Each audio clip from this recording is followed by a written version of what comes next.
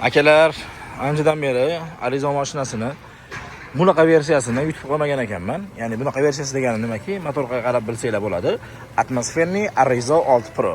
Ya'ni bundan oldingi bilasizlar, Arizoda 1.5 turbinalarga chiqqan, bu bo'lsa hozir atmosferniy versiyasi. Bunga har doimgidek qo'yiladigan narsa Yevropa gazida EMS blok upravleniyasi va italyanskiy Nordic reduktori. Endi qolgan bizni uстановкаlarimiz bilan buni nima farqi bor? Buni faqatgina injektorda farqi bor. Bu ham lekin vaholanki injektorimiz ham italyanskiy 2 ohmlik spafiniy injektor hisoblanadi. Bu IG1 bo'ladigan bo'lsa, turbinanikiga IG7 qo'yamiz. Sababi kattaroq bosimda, kattaroq gaz talab qilganligi uchun o'sha narsani yo'qotmagan holatda albatta shundan beramiz. Hozir bo'lsa, ikkita usta test qilib keldi. Qalay yurdi mashina? Endi bu alohida bu YouTube'ga bu, shuning uchun alohida anaqa urg'u berib ketasizlar. O'sha sizga qanaqa yoqdi? Aytib qo'ying. Yo, anaqasini aytib qo'ying. Turbinadan ko'ra atmosferniy yaxshiroq ekan. O'sha siz menga emas, kameraga qarasiz bo'lar ekan. Nimaga desangiz, ashi chiroyli ko'rinadi deymi? Qalay yurdi? Yaxshi yurdi. Chekib pek yongani yo'q, mana. Hech qanday cheki yo'q. Turbit qilib qolgani ham yo'q, ha?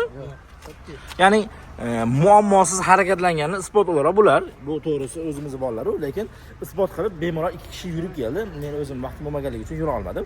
Vaholanki muammosiz bemalol xoh turbinasi bo'lsin, xoh atmosferniyasi bo'lsin, o'ziga xos ravishda original zapchastlar bilan qo'yadigan bo'lsangiz, muammosiz harakatlanadi. Endi baloniga keladigan bo'lsak, har doimgidek 65 litrlik silindrovni balon qo'yib berganmiz. Turetskiy Atiger firmasiga tegishli armaturalarini ham original Atiger'niki va shanalari ham zavodskiy qilib qo'yib berganmiz.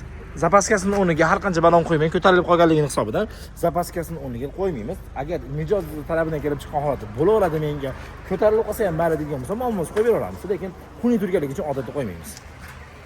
Akalar, sizlarga ham sifatli xizmat kerak bo'ladigan bo'lsa, Nitolga Arizo, Nitolga Cherry, любой mashinani xudo xolasa inshaalloh Gazpro servisida chiroyli qilib, garantiyalar bilan bitkizib berishlikka harakat qilamiz. Manzilimizni eslatib o'taman. Manzilimiz Asaka Andijon yo'nalishida Gulishan Yangiyo'lida Mirzo Foto 2 ro'parasida Gazpro servisida.